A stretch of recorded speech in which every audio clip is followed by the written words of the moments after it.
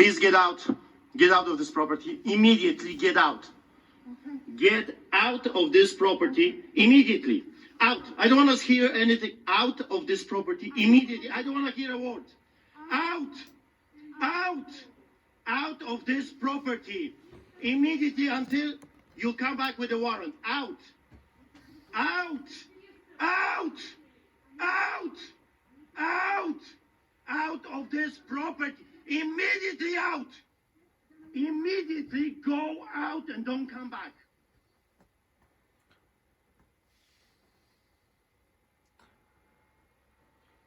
See if they can take our rights right now, they're going to come back for more. Listen to a guy with a funny accent that grew up behind the Iron Curtain. What I've learned is that those people, those bullies, never stop. They will never stop. They will come for something else. They will come first for this, they will come back for something else. What I learned is that evil never stops. What I learned is that bully never stops. Bully need to be stopped. If we will not rise up as a clergyman right now, as a good politicians, as a good police officers, people that actually want to uphold the law, we might not have that opportunity tomorrow. Stand up now while we still can, and let's bring our country, this beautiful land that we call home, and let's make it strong and free. Well, I hope you enjoyed that, and if you want to continue... Known right now as Street Church. We started about 40 churches like this around the world. So Street Church is an organization that goes to the streets and feeds the poor. We feed thousands of people a week and finds them jobs and tries to get them out. We have halfway housing as well. And authorities started to notice us. We were very successful in helping those people. And I started to have police and the violence showing up. I was the first Canadian to be arrested for simply reading the Bible. I was handcuffed, arrested by 6 cops, 7 criminal charges, and I faced a year jail time. So that started a huge fight within the system, within the city of Calgary and the province. It took me 10 years, 100 court cases, about 300 tickets, dozen arrests for my crimes of feeding the poor. In the city of Calgary, there is a law, actually still in the books, believe it or not, that giving free goods and services is illegal. So if I give you a sandwich on the streets of Calgary, I just broke the law. If I pray for you as a pastor publicly, I just broken the law. If I give you a Bible, giving free goods, that's against the law as well. Of course, I disagreed, and we started to give necessities of life to those people. They live under the bridges, they live under the bridges all over the place, and they have nowhere to go. That's the church. Street Church is a church for the people that don't want to go to the church, people that cannot go, or they're not welcome because the way they look, the way they smell, the way they behave, sometimes they're hooked on drugs, alcohol. So we created the church for them. My idea as a Polish man, Polish people are peculiar people. We like to eat. And when we eat, we're very peaceful. I'm telling you. So the idea of creating this church was to give them a spiritual help, hope, and also feed them, because what I learned working with extremely violent people, when you feed them, they don't want to do anything. They just want to lay down and relax. So we're stuffing them with food. We're giving them, and it's a good meal. And they can come back for seconds and thirds, and they can take for the next day. We look for work for them. We have a halfway housing. We're trying to take them off, and we have become very successful. And the government got involved. Police started to show up. I started to get those tickets. I won all of that. It took me 10 years. And then eventually, we got our permits back, no authorities. We were the heroes again, from a hero at the beginning to a zero, and then again to a hero. And everything was working beautifully. We were able to do what we're doing, saving lives. Until, of course, last March, when the authorities started to send me emails and letters saying that I have to stop doing this because we're in the middle of pandemia and the people can die and this and that. I have to social distance. So we did that. We did our best to accommodate, to do what we were told by the government. And I still end up with a $1,200 ticket. They still came. I had less clients, if you will, less parishioners. I had more police officers surrounding me, about 12, and my parishioner was shoved, was assaulted by the police. And I ended up with $1,200 ticket anyway. And they said to me that if I don't stop feeding the poor, I will get $1 million ticket and I will be arrested. So that started this craziness again. And I started to have police officers showing up at the church. I started to have health inspectors, bylaw officers. They were taking pictures. They were videotaping us. They were intimidating the parishioners, and they were harassing the clients. So what happened? After a while, they would come, they would intimidate us, they would take pictures, and I would end up with another COVID ticket. I call them COVID tickets.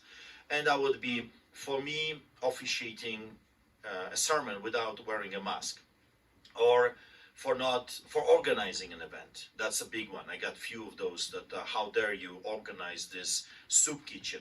And wait a second, but soup kitchens are exempt in the provincial government website. We are soup kitchens. We are saving lives, we're feeding, we're giving necessities of life, but the government doesn't care. They have an agenda.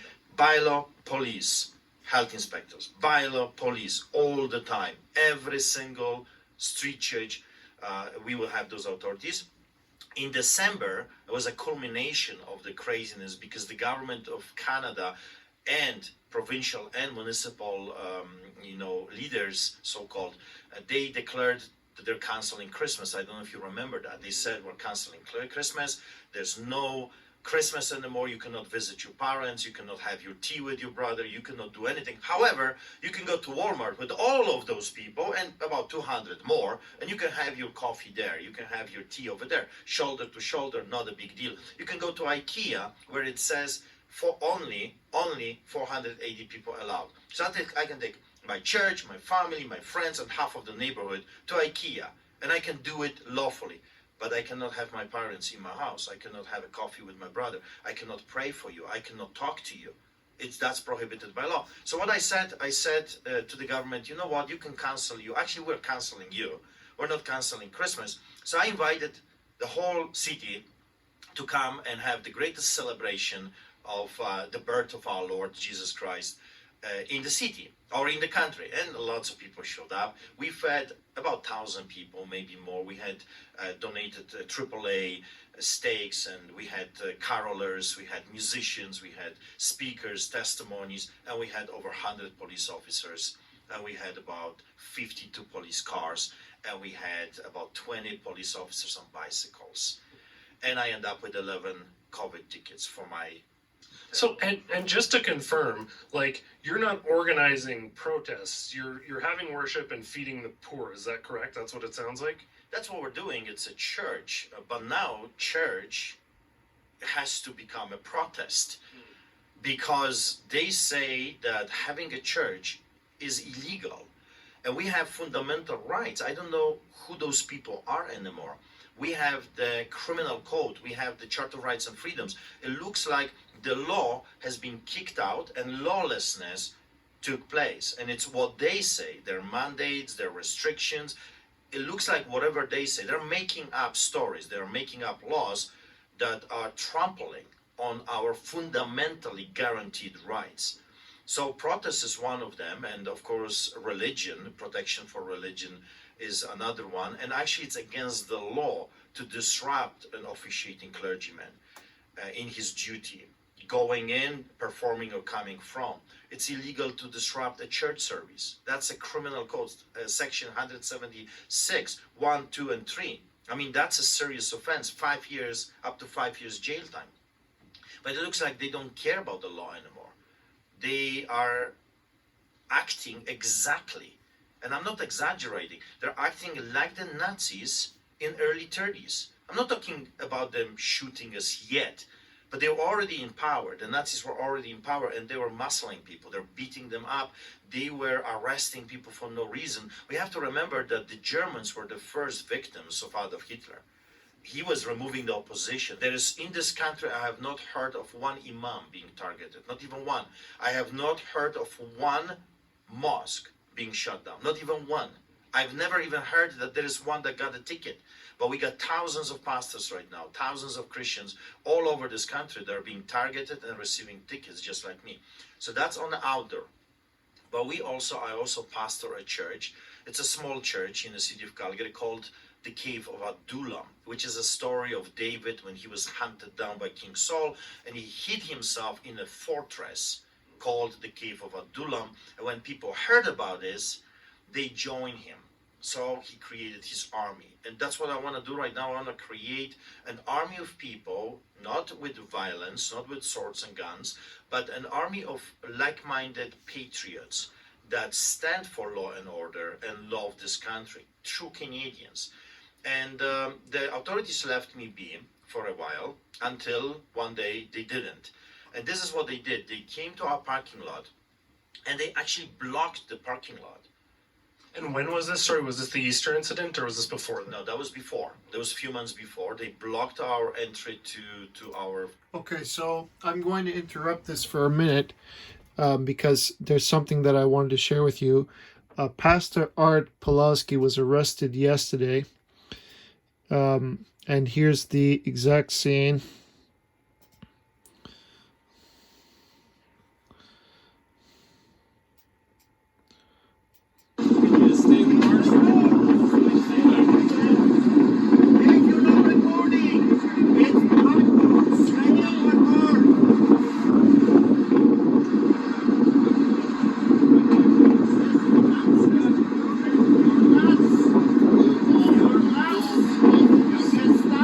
Hello friends, this is Pastor Art Pawlowski. If you're watching this video, that means they have successfully arrested me and I am in jail. If you would like to support me, if you would like to support Rebel News and the legal team that is trying their best to get me out of this trouble, please go to savearthur.com. Please donate, please help me, help my family, help my wife and my children to get me out of this horrible, illegal situation. Please go to savearthur.com and get me out of this if you can. Arrest, please. If you would. Mr. Pawlowski over there, you guys are both under arrest, please. If you would, step up to me. A pastor in Alberta for the second time has been arrested simply for preaching. This is absolutely unbelievable that this is taking place in Alberta and taking place in Calgary in this day and age.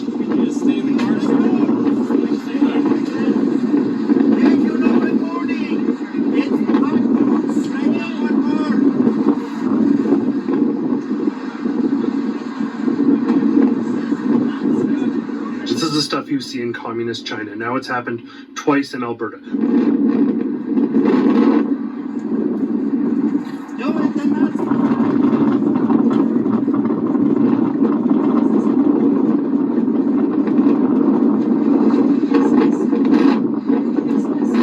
For Rebel News, I'm Adam Sos. Now, there's something that I want to point out here for a second. This is a major highway. This is 16th Avenue in Deerfoot, I think. It might be 32nd. No. Yeah.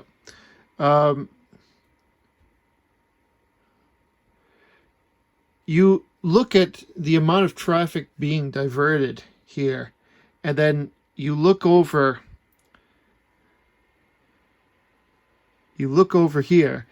Take a look at all the police that were invited to this fiasco to arrest two men. And they weren't resisting arrest, I tell you. Pastor Art will give himself over to the police without resistance. But what they did here is they made a humiliation of him. They make him kneel. Look at that. His crime is preaching and keeping the church open in spite of COVID.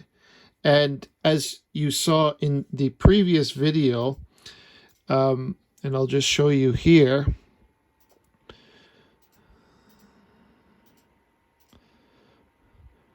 there is a pretense in the law that protects, here it is.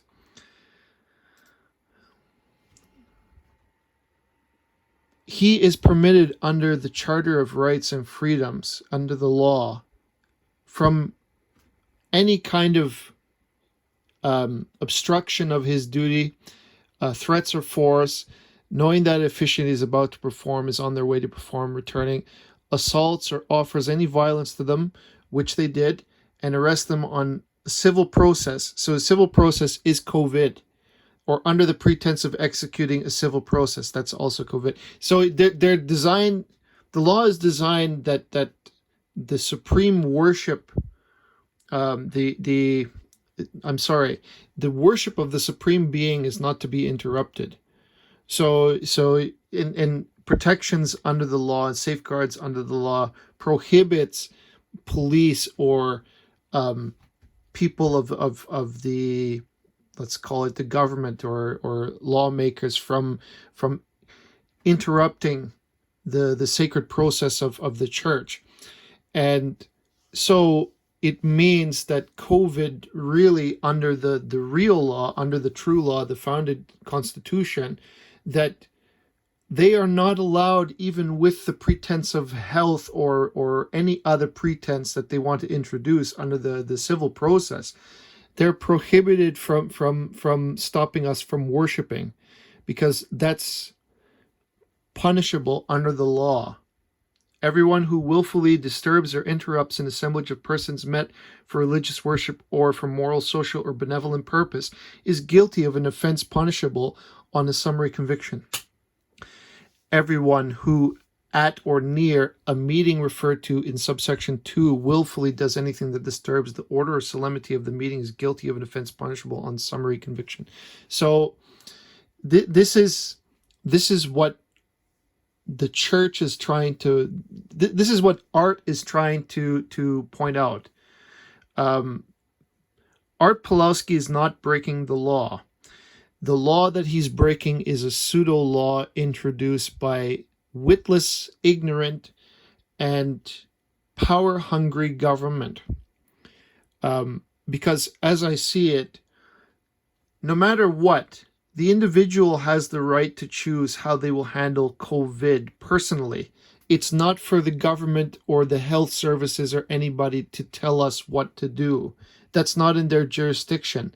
The fact that they got away with telling people to close down their businesses and social distance and you're not allowed to travel and you're going to be on lockdown, they don't have that authority, really, unless we gave it to them, unless we are willing to comply wholly with them without protest. It's an unconstitutional enforcement. It's not legal.